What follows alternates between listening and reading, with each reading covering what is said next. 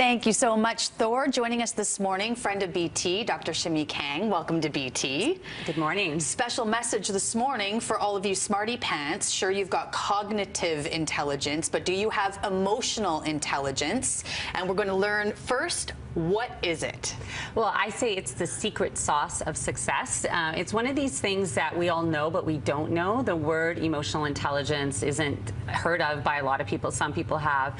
But really what it is, and it's been linked to success in leadership and in life, is our ability to understand our emotions, other people's emotions, to use that knowledge to guide us in decision making, to have social skills. We're fundamentally social animals, humans are.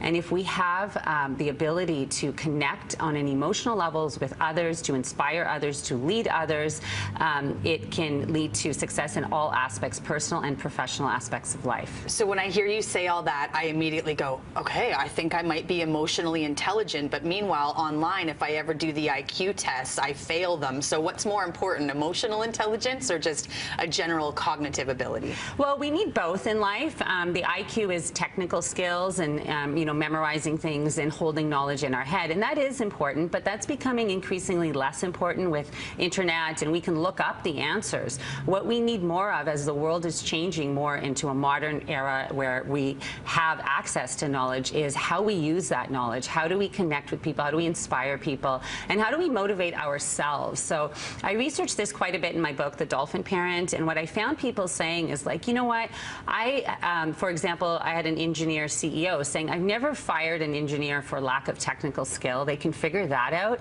but I fired many for lack of getting along with people, managing their emotions in the workplace. We just can't have those kind of individuals in our settings and in our lives. So that's where it becomes a problem if you don't have it. Can we talk about some really specific examples of when someone is kind of showing off their emotional intelligence? Well, I think we actually want a lot of emotional intelligence. So empathy.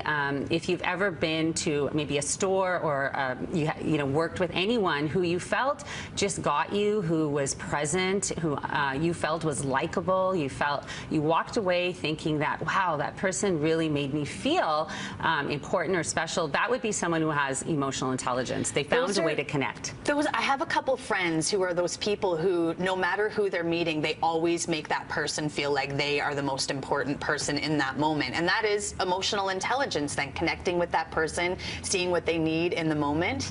Yes, that's super cool. Absolutely. And what we know is that's actually how decisions are made. We think decisions are made with our IQ, like logic, but salespeople know this as well, and we can see it in politicians, and we see it everywhere. But if somebody makes you feel something, that's really what guides our decision making, is our emotions. And you can't fake it. You can't fake it, no. Can we talk about how to improve our own emotional intelligence if maybe we're thinking, okay, I'm a little bit lacking right now? How can we step up a game? Really important question, especially now with technology. We're seeing kind of a slide in EQ because people aren't looking at each other, they're on their phones.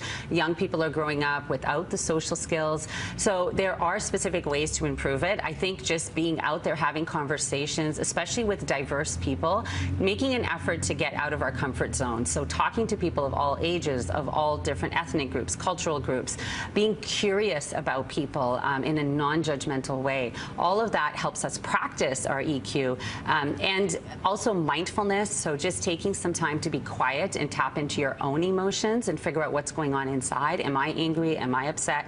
Am I hopeful? And labeling those are all really effective strategies. And as a mom, when I hear you saying all this, my kids are 5 and 8, I immediately think, what can I do to maybe start teaching them about emotional intelligence at a young age? For example, my son is 5. What can I do when I go home today? You know, it's really interesting that it's such an important predictor of success, but it's not in our school system the way we needed to. Luckily, this year, the BC curriculum has added it in. Great. But we're not teaching it like we teach math. And I've actually gotten together with a group of wonderful educators and teachers, created a program called Dolphin Kids. Great. Do you have a website? Yes, it's www.dolphinkids.ca. Great. And dolphinkids.ca. I'm definitely going to check it out. We have to get to break right now, but it was such a pleasure to meet you. I was really looking forward to this. Check out dolphinkids.ca and stick around for more BT. We've got your weather forecast and more coming up next.